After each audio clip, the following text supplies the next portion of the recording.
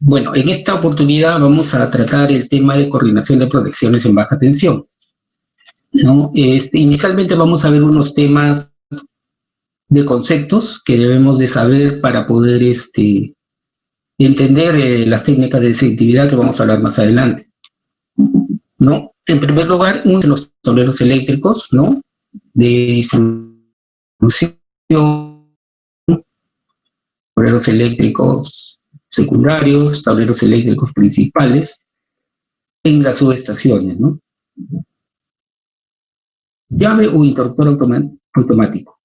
Muchos confunden a veces términos de llaves, ¿no? Pero en realidad es un interruptor automático. ¿Seccionador o interruptor automático? Bueno, seccionador, tenemos un seccionador manual de fusibles, tenemos un seccionador, una caja seccionadora para pases también portafusibles, ¿no? Y un interruptor automático, distinto. ¿Termomagnético o interruptor automático? Termomagnético tenemos los interruptores que todos conocemos, los de Rieldin para uso residencial. Los termomagnéticos también hay en cajas moldeadas con relés termomagnéticos. Y los interruptores automáticos, que son bastidor abierto y también de caja moldeada, ¿no? Que ya pueden operar.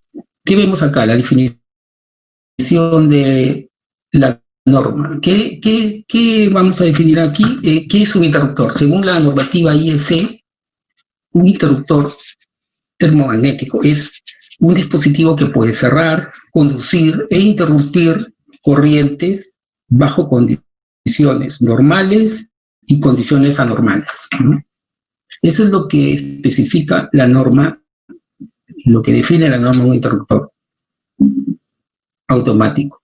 Bueno, la normativa del IEC 60898 es la que se aplica para uso residencial domiciliario. Vemos los tipos de interruptores que tiene ABB. Vemos tres tipos de interruptores, ¿no? Los interruptores miniature circuit breaker, que son los de caja, los de Rieldin, y estos interruptores llegan hasta 125 amperios y capacidad del case circuit breaker, que es el de caja moldeada, el modelo XT-Max y T-Max X, ¿no?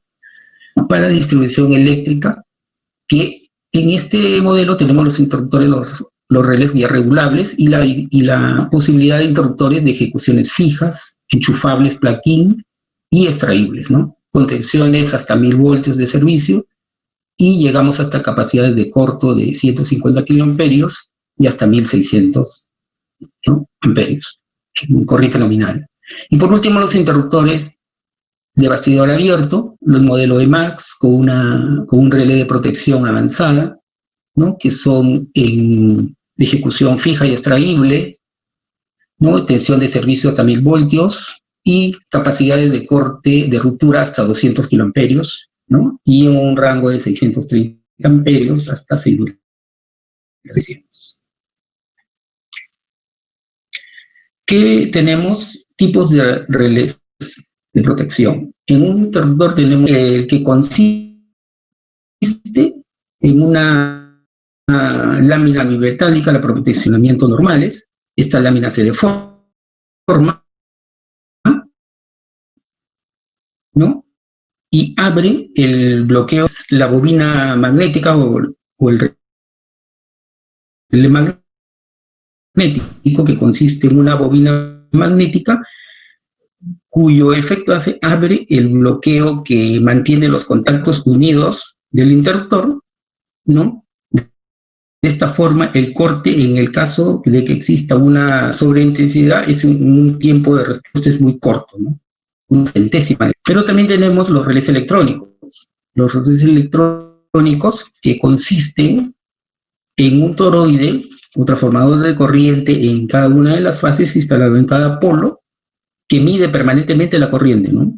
Y en cada uno de ellos, ¿no? En cada uno de ellos. Y esta información es procesada, ¿no? Por el módulo electrónico que controla el disparo del interruptor automático, y cuando se excede, ¿no? De los valores técnicos, Tenemos aquí una imagen del relé termomagnético, donde se aprecia un termomagnético típico, y tenemos los umbrales que podemos ajustarlos, ¿no?, mediante unos perilleros, y el relé electrónico, donde la manipulación es mediante switches, ¿no? Este es un relé que el más básico en electrónico, y ahora en ABB contamos con relés el Kick Touch, que es un relé de mucha más performance, más avanzada, y es táctil, ¿no? Estas curvas, las curvas de ¿cómo se llama?, de protección de los interruptores, tenemos en este lado la curva de un interruptor termomagnético, que donde vemos la parte bimetálica en este lado, y esta es la parte de cortocircuito instantáneo, ¿no? Y en otra curva vemos una curva típica de un relé electrónico, donde vemos la protección L, S y I. Vamos a hablar justo de eso, ¿no?, para clarificar cuáles son las protecciones electrónicas de corriente que tenemos en estos interruptores. En un relé electrónico tenemos la protección L, que es la protección de launch, de largo, ¿no? Es una protección que va ligada a la protección térmica que hablábamos antes, ¿no? Es lo mismo que realiza la función bimetálica, el bimetálico, y en esta parte de la curva la vemos en color rojo. También tenemos la protección S, que es la selectividad. Esta S nos va a permitir hacer selectividad. ¿Qué es? Es la protección que actúa en caso de cortocircuito. Pero la ventaja que tenemos acá es que podemos regular el tiempo, ¿no? Podemos temporizar el tiempo de ese cortocircuito, ¿no? Tenemos también el valor I, que es el valor de cortocircuito instantáneo del relé, ¿no?, que actúa instantáneamente hacia un cortocircuito. Y por último, la protección G, que es la falla tierra, que es la protección que actúa cuando se produce una falla tierra, una corriente residual, ¿no? Y es la suma vectorial de las corrientes que pasan a través del toroide, ¿no?, los sensores de corriente, y cuando excede el valor que tú has programado, ¿no?, también lo puedes temporizar, esta protección. ¿Qué vemos cuando vamos a un catálogo de interruptores automáticos de ABB o de otra marca? Podemos ver valores, definiciones, ¿no?, de tensión de corriente permanente asignada, el poder de corte asignado límite en cortocircuito, que es el ICU, el poder de corte asignado en servicio. Tenemos también el ICB, que es la corriente asignada admisible de un interruptor de corta duración, el poder de cierre asignado, ¿no?, en una determinada tensión en cortocircuito es el valor pico, el ICM, y categoría de utilización de interruptores. Vamos a pasar a revisar estos conceptos. Es necesario que lo sabemos, que lo es la tensión, el voltaje, que el dispositivo puede operar indefinidamente, ¿no? En este caso, esta tensión en nuestros interruptores los tenemos hasta 690 voltios, ¿no?, en los de caja moldeada, y tenemos tensiones tanto en alterna como en continua, ¿no? La UI es la tensión de aislamiento y está referida a las pruebas dieléctricas, ¿no?, referidas a la distancia de flujo del material. En este caso llegamos hasta 1000 voltios, tanto el de caja moldeada y de bastidor abierto, ¿no? Y la tensión de impulso, que es un valor pico, la UI es un valor pico de un voltaje transitorio, ¿no?, que son pruebas específicas que se aplican a los interruptores, y en este caso tenemos hasta 12 kilovoltios de tensión de impulso, ¿no?, en los interruptores de bastidor abierto. De lo que es la corriente nominal ininterrumpida, que es la IU, y la corriente nominal de trabajo. ¿Qué cosa es la corriente nominal ininterrumpida?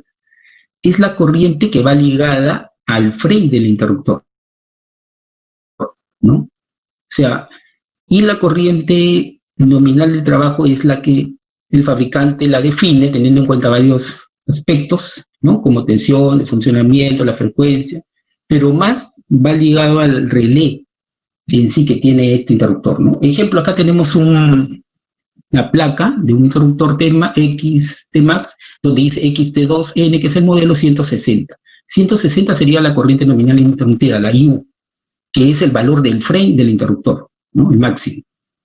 Y la IU sería la corriente nominal de trabajo, porque en este caso vamos a un ejemplo acá, XT2N160 de corriente nominal interrumpida, pero tenía un relé en 100 amperios. ¿Cuál sería la corriente nominal de trabajo? 100 amperios, la IN. En este caso, para este modelo, que es un XT2 160, tenemos diferentes relés o tipos de relés que van desde 10 amperios hasta 160, ¿no? La IN. Ahora tenemos unas definiciones importantes, que es el poder asignado de corte último en cortocircuito, que es el ICU. ¿Qué es el ICU? Es la máxima intensidad de corriente, ¿no?, de cortocircuito que el interruptor termomagnético puede soportar 2 veces. Si está cerrado, ¿no?, y está trabajando en forma normal y hay un cortocircuito, el interruptor puede tener la capacidad de despejar el cortocircuito falla, ¿no? Luego de un tiempo de 3 minutos, debería cerrar y nuevamente despejar la falla. Es decir, tiene 2 ciclos de operación, ¿no? Característica normal de todos los interruptores termomagnéticos. Pero también tenemos el concepto de intensidad asignada de corte de servicio, que es en cortocircuito, que es la ICS. ¿Qué es la ICS? Es la intensidad de corriente que el interruptor también puede despejar, pero 3 veces. Es decir, el interruptor está operando y hay un cortocircuito. El interruptor debería abrir después de un tiempo, debería permitir cerrar, ¿no? Si el cortocircuito todavía permanece, el interruptor debe abrir en forma inmediata, luego esperar 3 minutos y nuevamente hacer el cierre, ¿no? En este caso, si continúa el cortocircuito, el interruptor debería aperturar. Vemos que en este caso lo hace 3 veces, ¿no? La ICS es lo mismo que la ICU, pero podríamos decir que esta ICS es bajo unas condiciones más extremas o más robustas, ¿no? ¿Cuál es la relación entre el ICS y el ICU? ¿No? Hay una relación que siempre es verdadera, ¿no? La ICS es siempre menor o igual que la ICU. Esto se da en valores, como vemos en esta tabla, que pueden ser el 25, 50, 75 o 100%, ¿no? Son valores predeterminados entre estas corrientes, ¿no? Aquí vemos una tabla de un interruptor donde termomagnético, ¿no?, de Tmax, el XTmax, donde según los modelos BC tenemos ICU, diferentes valores para determinadas tensiones de servicio. Pero también observamos en el catálogo la ICS, ¿no?, la capacidad de cortocircuito en servicio, que en este caso varía según los modelos. Vemos que es 100 en estos primeros modelos y para estos últimos ya varía de 75 y 50%, ¿no? Esto lo ves en los catálogos de los interruptores. Bueno, aquí lo que vemos es cuándo vas a utilizar ICU y cuándo vas a utilizar ICS, ¿no? Normalmente la ICS la debes de considerar en las cabeceras de los tableros, ¿no? Como dice, donde tú tienes que asegurar la continuidad del servicio, ¿no?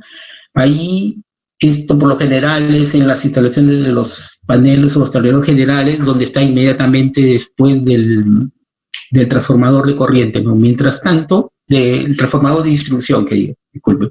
Y la ICU es donde la vas a utilizar donde consideras que las cargas o tableros secundarios son secundarios y que no son prioritarios, no es necesario la continuidad de servicio. Por lo general esto se da en los tableros últimos, en los tableros donde están alejados, ya no más cerca, puntualmente, ¿no?, en una planta.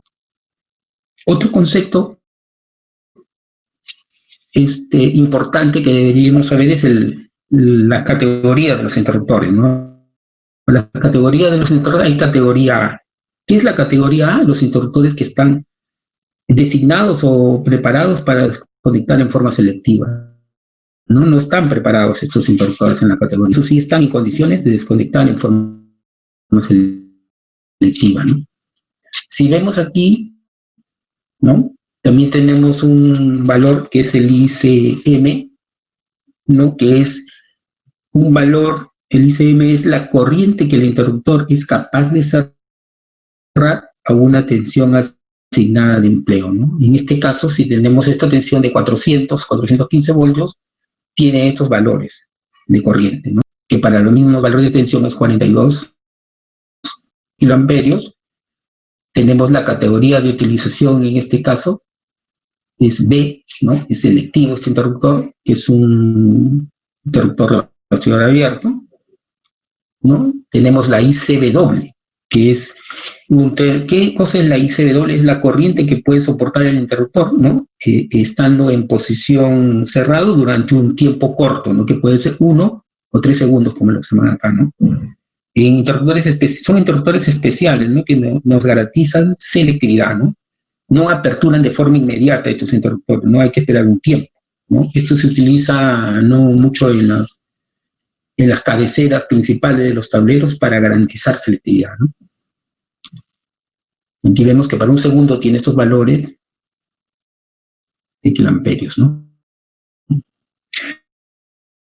Y un concepto importante también, que el interruptor de corriente es un interruptor que deja pasar determinada energía en el cortocircuito, ¿no? En el gráfico que observamos vemos, ¿no? El gráfico se observa la curva de cortocircuito, ¿no? Esta de acá. Pero que el interruptor limitador lo que va a sentir como falla, ¿no? De estas características de forma de onda que ven ustedes en color naranja, ¿no? Una onda que es bajo el área de esta curva, ¿qué se logra con esto? Que el pico, ¿no? El pico del cortocircuito, ¿no? Se reduzca. También observamos que el área bajo la curva, ¿no? Que vendría a ser el calor que se produce en los cables o barras, también se reduce, ¿no? Grupo de corriente, ¿cómo se manifiesta? Como una vibración o esfuerzos, ¿no? Electrodinámicos, ¿no? Y la energía específica pasante, ¿no? Se manifiesta como calor en los cables o las barras. Pero esto se reduce, estas dos cosas se reducen gracias al empleo de los interruptores limitadores. Ahora sí, vamos a pasar, después de haber revisado estos conceptos, vamos a pasar en sí a lo que es selectividad, ¿no?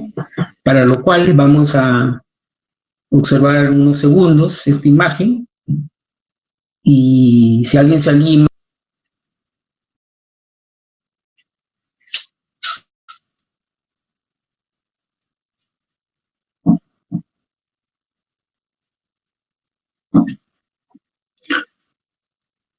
Bueno, en esta imagen vemos una edificación donde hay un apagón, hay un corte de fluido eléctrico y se va toda la energía en todos los pisos, en todos los cubículos, en todas las áreas. No es un blackout, es un apagón, mientras que en este otro edificio también hay una falla, un corte de servicio, ¿no? Pero ¿qué vemos? Que observamos que solamente se apaga esta zona, este nivel, un cuarto de un nivel, de un tercer nivel, ¿no? ¿Qué garantizamos acá? Continuidad de servicio hacia los otros ambientes, siguen trabajando. La falla se detecta en esto y se va a corregir en este punto, ¿no? Y en cambio acá no sabemos identificar, no existe, no hay ningún, no sabemos dónde está, se tiene que haber apagado todo el edificio para, ¿no? Y eso es lo que no hay ninguna continuidad de servicio, ¿no? Entonces, ¿cuál es el objetivo así de selectividad, ¿no? El objetivo de selectividad es lograr una continuidad de servicio, ¿no? En la instalación, de tal manera que solamente la zona afectada por esa falla debe quedarse sin energía, ¿no? Las otras zonas deben seguir funcionando, ¿no? Como vemos en el gráfico, sin problemas, ¿no? ¿Y en qué tipos de aplicaciones deberíamos aplicar selectividad, ¿no? Bueno, actualmente en los proyectos aplicamos en hospitales, ¿no? En data centers, en los bancos, ¿no? En empresas de telecomunicaciones. Pero ojo, esta técnica de selectividad es una forma, ¿no? Porque también pueden obtener continuidad de servicio, ¿no? Utilizando grupos electrógenos, ¿no? Utilizando sistemas de sincronismo, utilizando UPS, ¿no? Utilizando también fuentes redundantes, ¿no? Entonces, es una de las técnicas que es la que vamos a ver ahora, ¿no? Que es la que estamos aprendiendo a servicio, ¿no?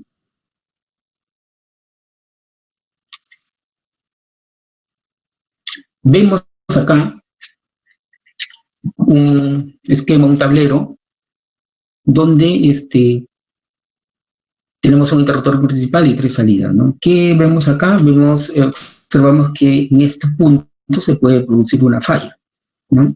Al producirse esa falla se va hasta la fuente generadora, el transformador, la fuente de generación de energía, ¿no? ¿Qué es el objetivo de selectividad? ¿Qué pasa? En este caso, para que haya selectividad, la falla o el interruptor que está aguas abajo es más cercano a la falla, es el que debe aperturar. No debe aperturar acá. Ve la falla, pero no abre. El que abre es el aguas abajo, el más cercano a la falla. Esto es el objetivo de selectividad, coordinar estos dos elementos, o sea, estos dos interruptores, de tal forma que el que aperture o el que abra sea el interruptor más cercano a la falla. ¿Mm? Vamos viendo ahorita el concepto, ¿qué cosa es selectividad total? Selectividad total, vemos un ejemplo, aquí hay un diagrama donde vemos 3 interruptores de 1, de 2, de 3, ¿no? Y ¿cómo hacemos el análisis de selectividad? Nos vamos a las curvas de los interruptores. En este caso, las curvas tiempo, corriente, ¿no? Donde observamos que las curvas no se superponen, ¿no? Entonces, para cual tomemos un valor aquí en este punto, vemos que entre el interruptor 2 y el interruptor 3 y 2, si hay selectividad porque si ocurrió una falla en este punto, el primero que va a actuar sería el interruptor de 3, para cualquier corriente, ¿no? Y si vemos y analizamos entre el interruptor de 2 y de 1, vemos lo mismo, ¿no? Que las curvas no se superponen y que la corriente, para cualquier valor de corriente en cualquier punto, el que va a aperturar primero sería el interruptor de 2. O sea, para valor de cualquier corriente permite una selectividad este gráfico de interruptores. Pero también tenemos el concepto de selectividad parcial. ¿Qué cosa es selectividad parcial? ¿No? El mismo ejemplo, pero ahora vamos al análisis de las curvas tiempo-corriente y vemos que el interruptor, la curva del interruptor de 2, ¿no? Con el interruptor de 3, tienen un traslape, o sea, se juntan, hay una superposición de curvas, ¿no? En esta gráfica, ¿qué podemos decir? Que vamos a ver el límite inferior, o sea, la tolerancia al límite inferior del interruptor, de la curva del interruptor de 3, ¿no? En ese punto donde se juntan, vemos que hay un valor de una corriente determinada, una IS. Nosotros tendríamos selectividad hasta este punto, hasta este valor de corriente de IS, ¿no? En esta zona es selectivo, porque para cualquier valor en esta zona, el interruptor de 3 que indica acá no selectivo, ya no podemos asegurar nada porque estamos en esta zona de superposición de gráficos, ¿no? O sea, nuestra selectividad es parcial hasta este valor, ¿no? Vamos a clarificar este tema de selectividad total y parcial con un ejemplo. Bueno, tenemos dos interruptores, el interruptor A y el interruptor B, ¿no? Y nos vamos a las curvas. La curva del interruptor A, la curva del interruptor B. Si vemos acá en la corriente, vemos que tenemos dos curvas y comienzan se van a sobreponer o se van a sobreponer las curvas a partir por aquí de este punto. Según la gráfica que vemos, tiempo corriente, nosotros podemos garantizar o tenemos una IS hasta de 10 kiloamperios, según el gráfico, analizando los gráficos. Un circuito, ese punto de 6 kiloamperios. Tenemos selectividad total o parcial.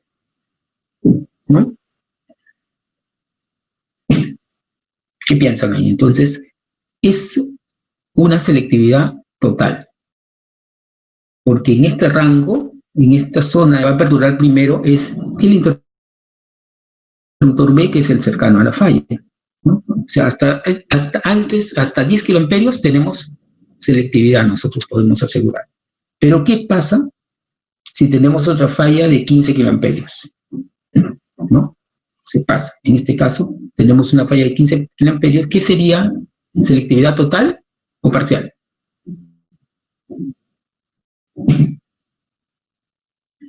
En este caso, sería selectividad parcial, ¿no? Ya no sería total. ¿Por qué? Porque ocurre una corriente, o tenemos una corriente de cortocircuito de 15 kiloamperios y nosotros no llegamos a este valor. Con este análisis de curvas solamente llegamos a 10 kiloamperios. Nosotros podemos asegurar que entre estos dos interruptores solamente tenemos una selectividad parcial con una corriente de 10 kiloamperios. Bueno, clarificamos esto más con un ejemplo, ¿no? Tenemos acá un caso 1, por ejemplo, tenemos un interruptor XT2N con un interruptor termomagnético de 80 amperios. Tenemos en 400 voltios, según el barras, tenemos por cálculos una corriente de cortocircuito de 10, y aguas abajo tenemos un interruptor Real-DIN de 20 amperios curva C, ¿no? Ocurre una falla. ¿Cómo analizamos cómo sabemos si es selectivo o no es selectivo esto, ¿no?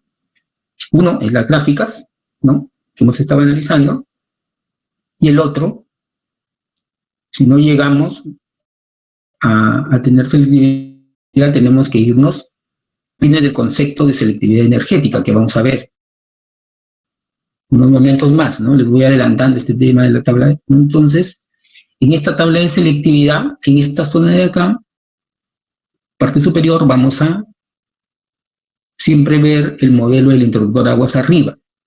Entonces tenemos un XT2N, ¿no?, un XT2N de 80 amperios. Vamos a hacer el cruce de esta columna con esta fila. En este lado de acá vamos a buscar el interruptor de caja moldeada S200 de 20 amperios, ¿no?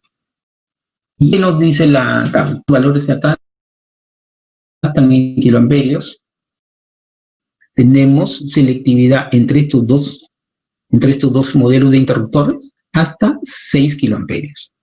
O sea, según este caso 1, ¿qué tendrían? ¿Selectividad total o parcial? Según la tabla, tenemos 6, tenemos parcial, porque si juntamos estos dos interruptores, solamente llegamos, según la tabla de selectividad, hasta 6.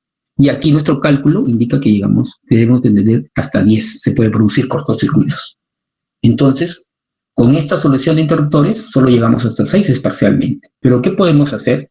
Vamos a revisar el caso 2. ¿Qué podemos hacer acá? Este interruptor que tiene el relé termomagnético, lo podemos cambiar por un interruptor con relé electrónico, el EQI, ¿no? Inclusive aquí bajamos la corriente, ¿no? Y nos vamos a las tablas. En la parte superior vemos acá que este mismo interruptor XT2, pero ahora ya no termomagnético, sino electrónico, ¿no? Y de 63 amperios, nos vamos a la tabla, observamos, y hacemos el cruce de ambos modelos y vemos una T. Entonces, ¿qué significa esta tabla? ¿Qué nos dice la tabla? Que al combinar, hacer la coordinación entre estos dos interruptores, tenemos selectividad total. O sea, al combinar este interruptor XT2 con relé electrónico y este interruptor Real-DIN, tenemos selectividad total. Espero que haya quedado claro el concepto de selectividad total y parcial. Si no, vamos a pasar a los niveles de selectividad, ¿no? Tenemos aquí un diagrama unifilar. En este punto se produce un cortocircuito, una falla, y bueno, la falla se va y se dirige siempre hacia aguas arriba hasta la fuente generadora, ¿no? Para que haya selectividad, ¿qué interruptor debería haber aperturado? El más cercano a la falla. ¿Cuál es ese? ese es el 7. El D7 debe aperturar nada más, ¿no? Y entonces, en este caso habría selectividad. La falla ha pasado por todos estos interruptores, de 1, de 2, de 5, ¿no? Pero estos no han aperturado, solo este. Aquí es selectividad. ¿Qué hacemos con esto? Garantizamos en este nivel un tablero continuidad de servicio, porque no aperturó este interruptor. Este está trabajando normalmente, ¿no? Aquí tenemos que hacer unos análisis, ¿no? Cuando en los proyectos, por ejemplo, está trabajando un proyecto de coordinación, de selectividad, y nos dicen, quiero el proyecto de selectividad total, ¿a qué nivel? Habría que preguntar. ¿En todos los niveles? ¿Nivel 1, nivel 2, nivel 3? Y esto lo manifiesto porque, se los indico porque para unos puede ser que el nivel 1 sea el prioritario, ¿no? En mi proyecto no, los tableros generales tienen que tener selectividad, ¿no? Es el nivel 2. Pero en muchos proyectos, algunos proyectistas, cuando tú estás en una etapa de cotización, ¿no?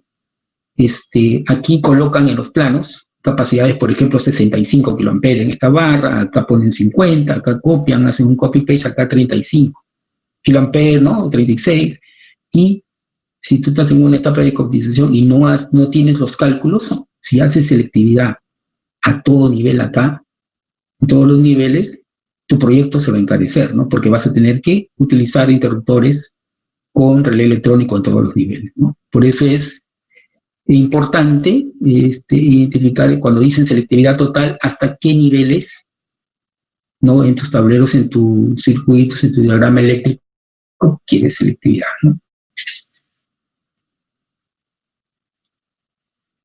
Ahora pasemos a lo que es las técnicas de selectividad a utilizar, ¿no? Existen 4 técnicas de selectividad, ¿no? Tenemos la técnica de selectividad ¿no? de amperimétrica o de corriente, ¿no?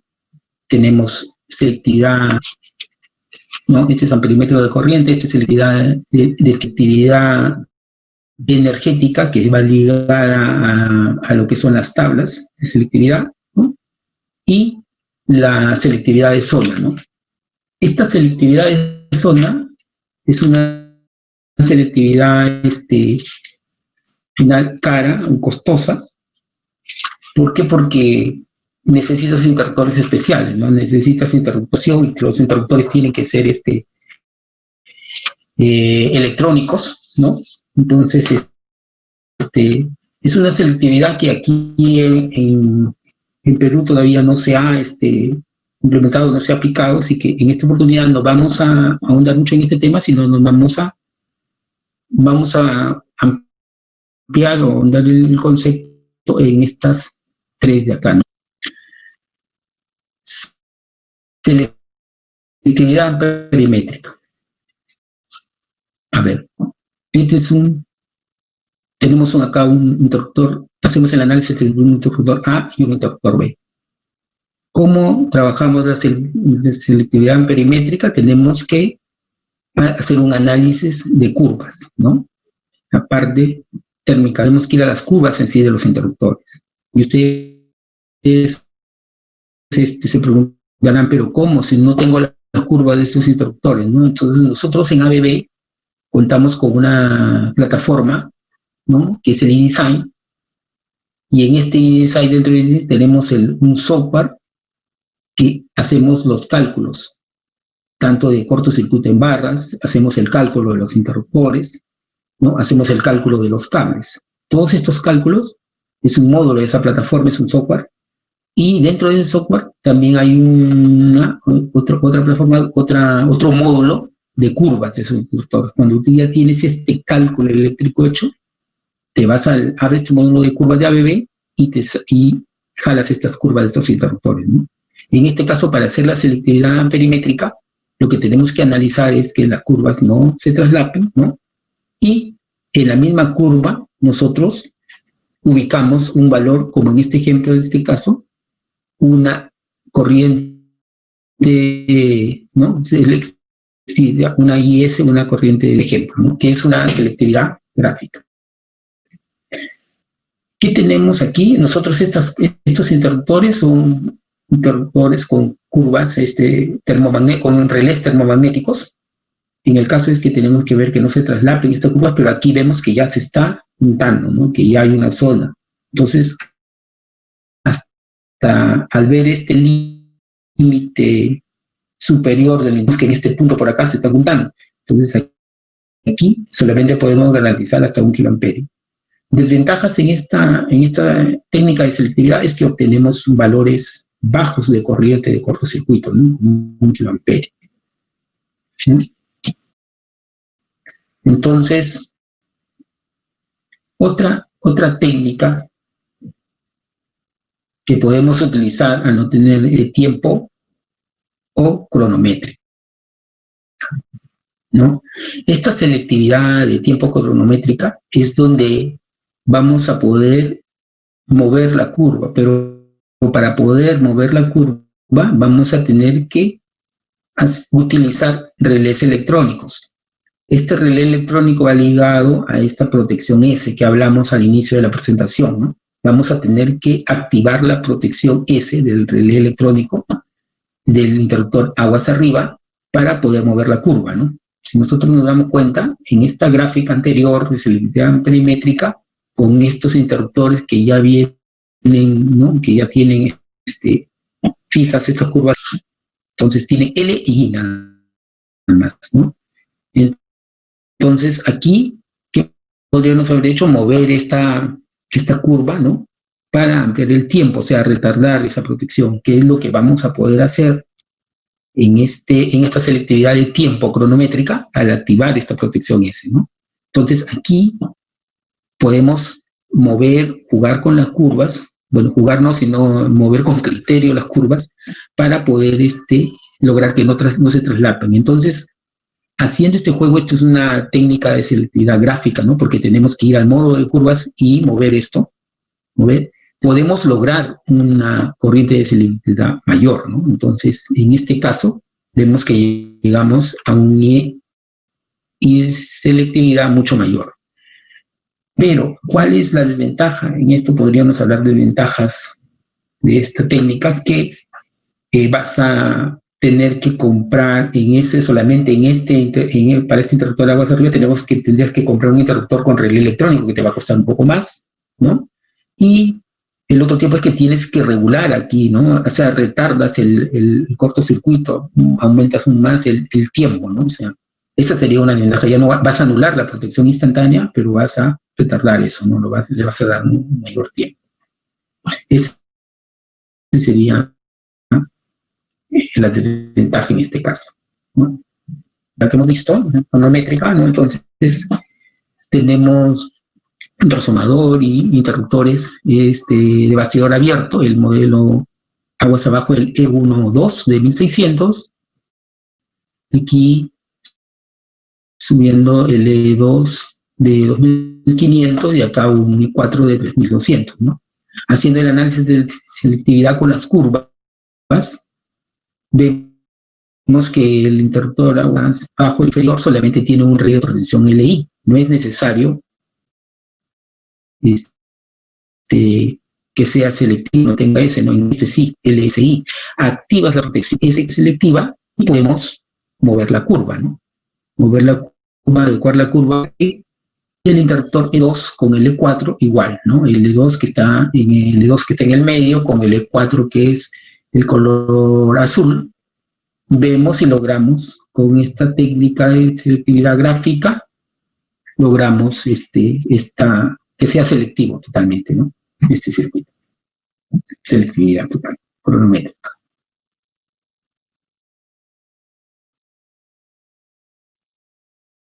¿No?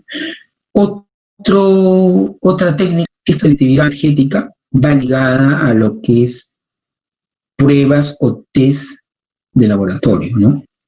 Porque tenemos este gráfico acá, ¿no? Tenemos dos interruptores, tenemos A y B, ¿no? Las curvas del interruptor A y B, y vemos, ya habiendo aplicado nuestra selectividad cronométrica, habiendo aplicado ya todo ¿no? Las técnicas de selectividad anteriores, vemos que hay una zona de traslape, siempre de curva, esta zona que vemos acá, ¿no? Aquí, por ejemplo, en esta curva, si vemos que aquí en este punto empieza, ¿no? Empieza la superposición, entonces aquí tendríamos, así gráficamente, una corriente selectiva hasta de 2 kiloamperios, ¿no?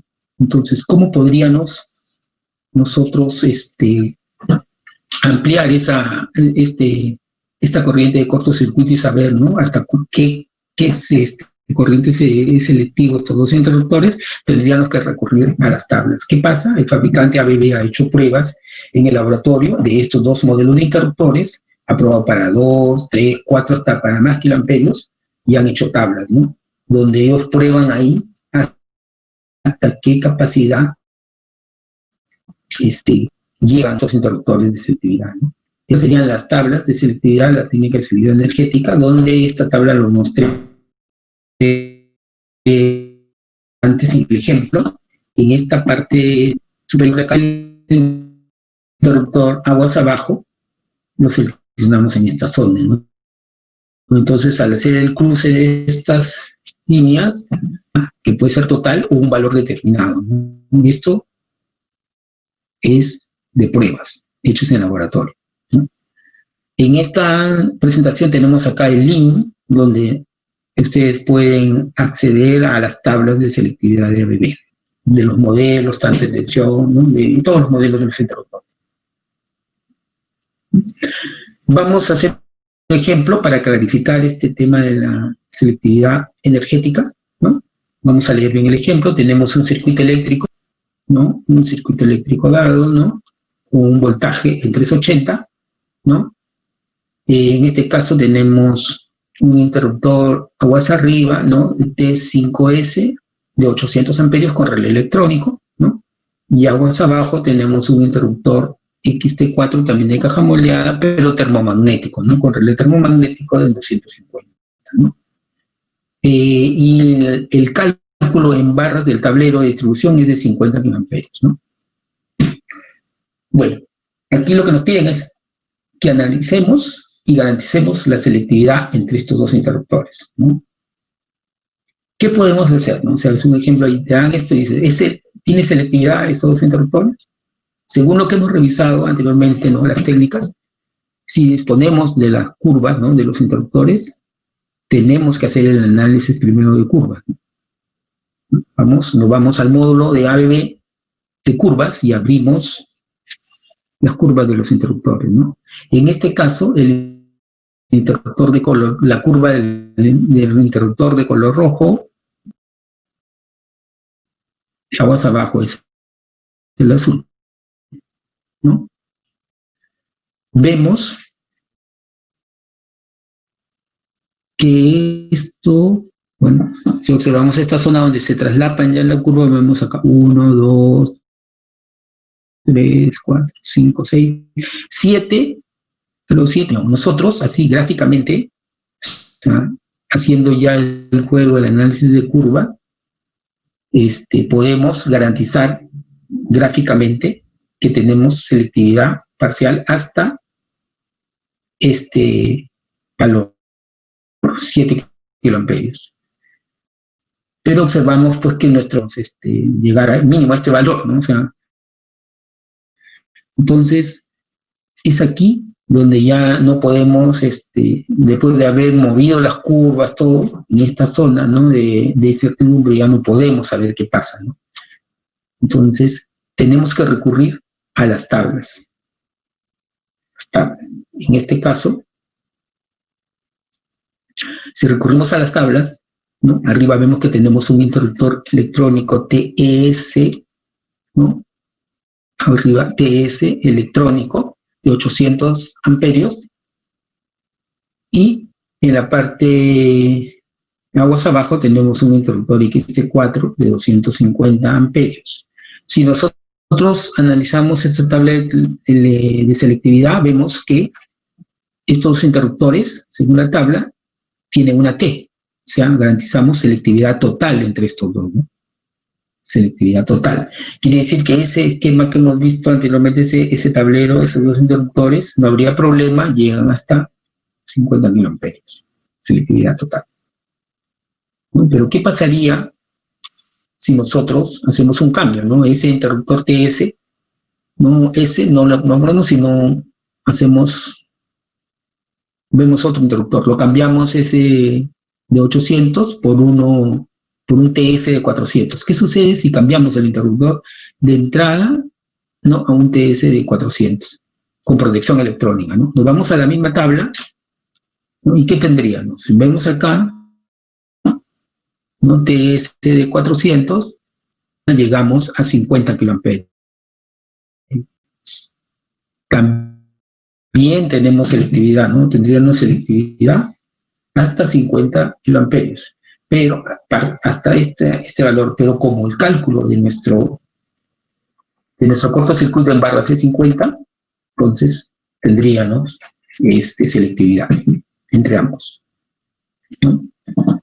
Ahora, analizando este gráfico, o sea, no solamente se trata de ver la tabla de selectividad y decir estos dos interruptores ya es selectivo y lo dejan, ¿no? Para efectos, cuando están en etapa de propuesta, ¿no?, y están haciendo su selectividad, bueno, es ok, ¿no? Pero para hacer un correcto análisis de selectividad, ¿no?, y un estudio de protección que al final deriva esto, no solamente es este tema que hemos visto en selectividad, sino tenemos, cuando abrimos el modo de curvas, ver que no se traslapen estas curvas en esta zona de sobrecarga, ¿no? O sea, en esta zona tenemos que mover la curva, la tenemos que jugar y ver que siempre este interruptor aguas arriba, no, en esta zona no son esto, no tienen, hay valores determinados. Al final en tu proyecto es selectivo,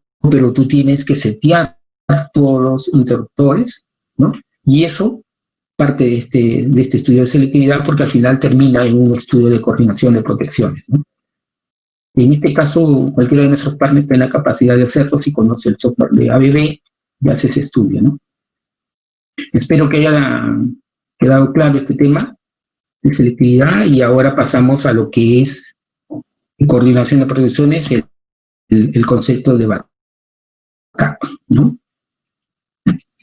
El backup, según una norma IEC, es la coordinación entre dos interruptores termomagnéticos, ¿no? De tal manera que aquí el interruptor aguas arriba es el que realizará la protección, ¿no? ¿Y qué obtenemos con esto? Que el interruptor que está aguas abajo, acá, va a poder ser de una capacidad de corte mucho menor, ¿no?, a la que hemos calculado en barras o en punto de instalación, ¿no?, que el cálculo, ¿no?, que se tiene en barra. ¿Qué significa? Que vamos, en este caso, que vamos a utilizar entonces interruptores limitadores. ¿Se recuerdan que les había hablado de los interruptores limitadores? Aquí vamos a utilizar un interruptor que tiene la capacidad de limitar el pico de corriente, ¿no?, como decía, y la capacidad de limitar el pico de corriente y la energía específica pasante, ¿no? Si tú limitas el pico de corriente, limitas el esfuerzo electrodinámico en las barras, en los cables, ¿no?, y también limitas la energía, ¿no? O sea, limitas el calor que puede causar, ¿no?, en los elementos del tablero.